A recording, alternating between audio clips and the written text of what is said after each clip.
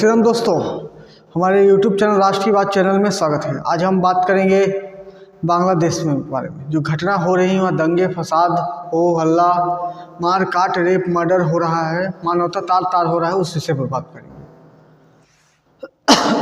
Sorry, Bangladesh की घटना एक ऐसी घटना है जो हर हिंदू को झकझोर देने वाली घटना है। ऐसी घटना है जो जहाँ जहाँ हिंदू हैं कम से कम उनकी नज़र तो उन पर पड़ी।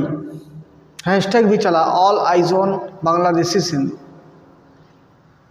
और हिंदू के लिए सिर्फ एक देश है, दो देश मान लीजिए, इंडिया, भूटान, नेपाल, और बाकी थोड़े मिनिमम 1000 लाख पॉपुलेशन कुछ जगह।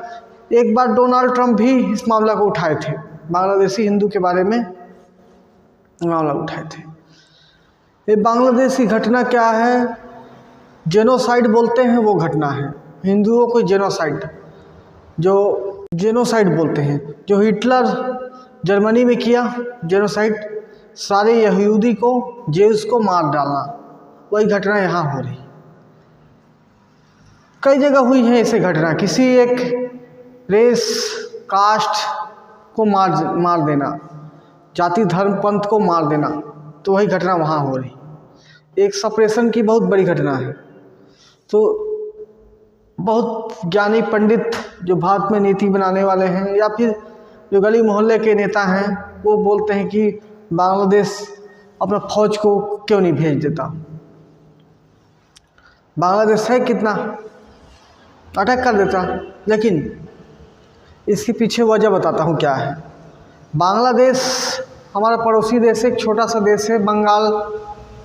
बंगाल उड़ीसा कितना बड़ा स्टेट के बराबर एक छोटा देश। जो भी स्थिति है, पॉपुलेशन जैसा भी हो, इकोनॉमी जैसी भी हो, सरकार गिर गई हो, अब के कट्टरपंथी सरकार या कट्टरपंथी मुस्लिम सरकार या तानाशाही सरकार, एक तो मुस्लिम देश में वातावरण ही बन जा रहा है। आतंकवादी अब लीडर बनेगा उस देश का, तो वही सरकार बन गई है। तो वो हिंदुओं के साथ अत्याचार कर रही है, मानवता तार तार कर रही है। तो इसके लिए भारत सरकार कदम क्यों नहीं उठा रही? अरे वहाँ समाज की बात, उस हिंदू की बात हिंदू समझेगा ना। तो हिंदू, अब यहाँ देखिए, हिंदू एक भारत देश में आरएसएस के रहने से एक हिंदूमय वातावरण, तो हिंदू के लिए आवाज़ उठाने वाला वातावरण है। हिंदूमय वातावरण तो अभी भी मत बोलिए। साउथ के स्टेट में जाइए, केरल, तमिलनाडु, आंध्र प्रदेश, तेलंगाना में थोड़ा सुधार है, लेकिन आंध्र प्रदेश में अभी भी गंभीर स्थिति है हिंदू की, मतलब दयनीय स्थिति है। तो उस हिंदू के खिलाफ कौन आवाज़ उठाएगा? और यहाँ भारत के हिंदू सब पेट भरने वाले हिंदू हैं। इसको अपने पेट भरने से ज़्यादा का मतलब नहीं है। अपने कितने तो इतना तक सीमित हैं कि अपने बच्चों के बारे में नहीं सोच पाते, ऐसे हिंदू हैं, हिंदू परिवार हैं।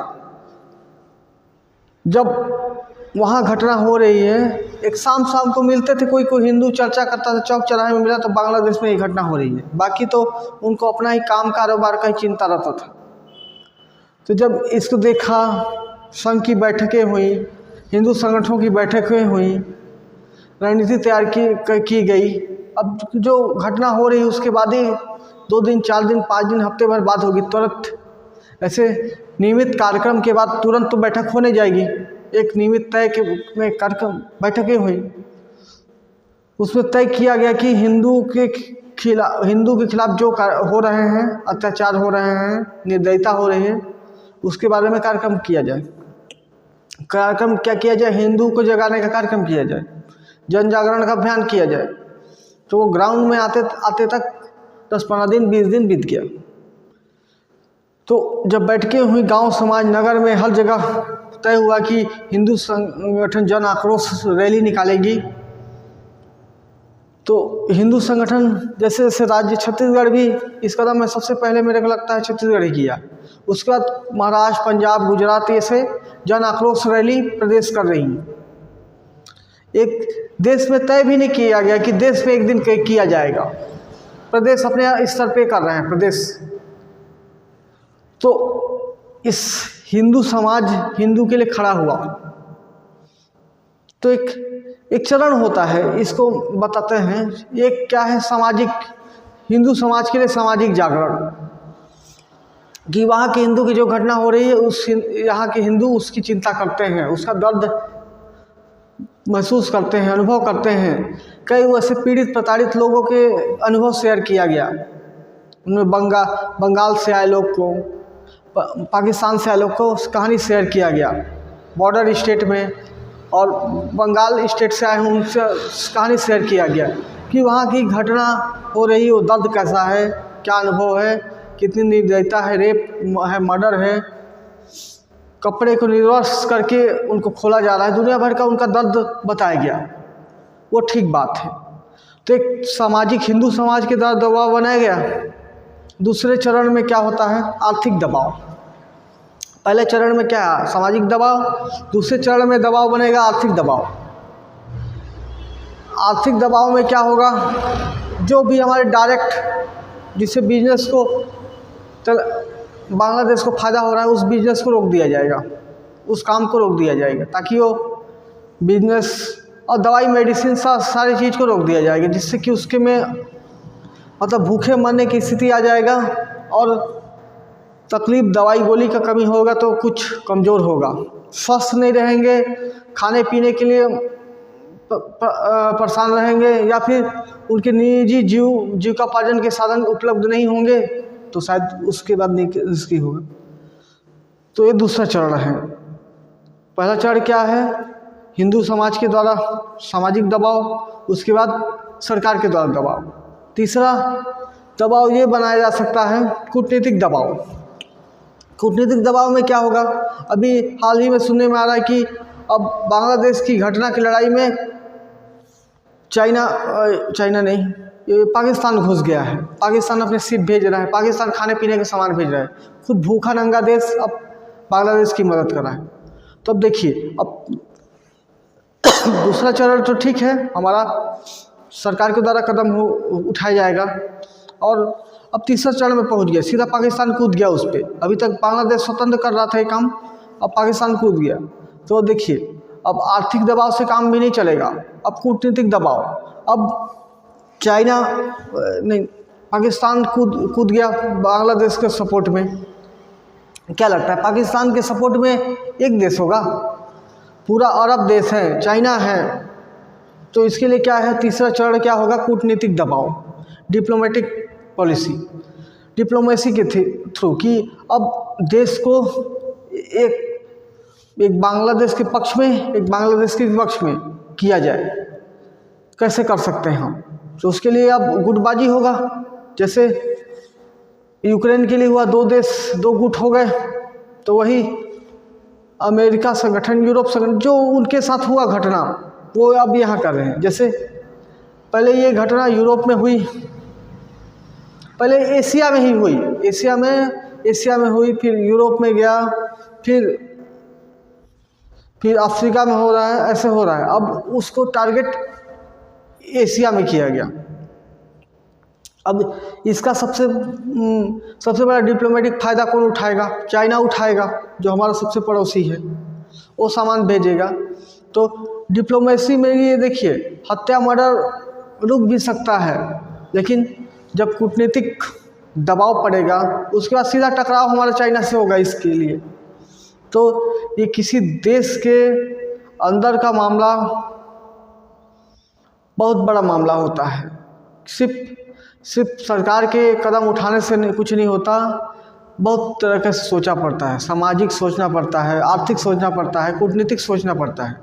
अब बांग्लादेश के साथ सोचिए, जब पक्ष और विपक्ष जब खड़े हो जाएंगे तो बांग्लादेश के पक्ष में भी अगर देश ज़्यादा खड़े हो गए तो फिर कहाँ डरेगा वो? फिर तो निर्दयता का निरसंक हत्या एकदम कर देगा। नहीं पूछेगा। हिंदू इलाके में सीधे जाएंगे, काटने चालू हो जाएंगे, नरसंहार कर देंगे, जीनोसाइड कर देंगे, तो ये घटना होनी चालू हो जाएगी।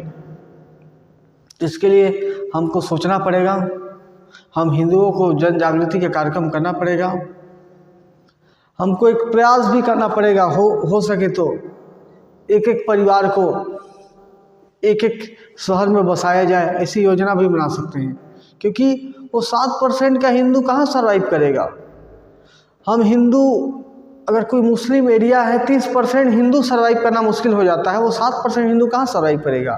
फाइनली अंततः उनको भारत में शरण लेना ही पड़ेगा। और ये देखिए, ये भारत की आर्थिक ताकत को 5वीं अर्थव्यवस्था बन रहा है, भारत 3री अर्थव्यवस्था बन रहा है, उस पर रुकावट का रोड़ा है, ताकि हम ये अपने अड़ोसी पड़ोसी में उलझे रहें और वो काम ना हो। इसका पूरा डायरेक्ट या इनडायरेक्ट इम्पैक्ट चाइना कर रहा है इस पर, समझिए। भारत को अस्थिर करना चाहता है और भारत इस विषय को देगा, गंभीरता से देगा, बांग्लादेश के हिंदुओं की चिंता करेगा, तो अपना देश अस्थिर हो जाएगा। तो हम हिंदुओं को समझना पड़ेगा हम क्या कर सकते हैं उनके लिए, डायरेक्ट इनडायरेक्ट क्या कर सकते हैं, या उनको अपने घर में रख सकते हैं, या बुला सकते हैं, या फिर अब हम उनको लिए जाके वहाँ तो मदद नहीं कर सकते। मानिए उनका हत्या होना, मर्डर होना आम बात है, क्योंकि 30% हिंदू रह के किसी एरिया में सर्वाइव करना, 30% मुस्लिम रह के हिंदू के सर्वाइवल के लिए मुश्किल है। वहाँ तो 7% हिंदू हैं, मतलब 70% हिंदू अगर बहुल क्षेत्र है वहाँ हिंदू को मुश्किल होता है रहना, तो वहाँ 7% है। सोचिए कितना चिंताजनक की स्थिति है। उनको अपने बारे में खुद सोचना पड़ेगा, ज़मीन बाड़ी घर कारोबार बेच के कहीं आना पड़ेगा, कहीं किसी देशों से मदद मांगनी पड़ेगी। क्योंकि ये जो आजकल कोई भी मामला है उसमें 2 गुट बन जाना, एक समाजवाद का ग्रुप या पूंजीवाद का ग्रुप, या लोकतंत्र का ग्रुप और एक ठो तानाशाह का ग्रुप, या कम्युनलिज्म का ग्रुप, एक मुस्लिम का ग्रुप और एक नॉन मुस्लिम का ग्रुप। तो ऐसे करके ग्रुप बन जाते हैं। ये लड़ाई बड़ी कूटनीतिक, बड़े लंबे सिरे से चलती रहती है। कि यूक्रेन की घटना देखिए, यूक्रेन कब से चल रहा है ये। अब इजराइल का मामला भी, इजराइल हमास का, इजराइल और पैलेस्टीन का मामला, 2 गुट बन गए हैं, चल रहे हैं निरंतर। तो ये निरंतर होने वाली घटना है, सतत घटनाएं हैं। इसको जन जागरूक के रूप में अपने समाज को, आसपास को देखना है और हिंदू जागरूक रहें और विदेशी संस्कृतियों, विदेशी संस्कारों से बचें, मेरा ये सुझाव है लोगों से। तो आई होप दोस्तों आप लोग को बांग्लादेश की घटना समझ आई होगी। समझ आई तो वीडियो को लाइक करें, चैनल पर नए हैं तो सब्सक्राइब करें, दोस्तों को शेयर भी करें। धन्यवाद दोस्तों।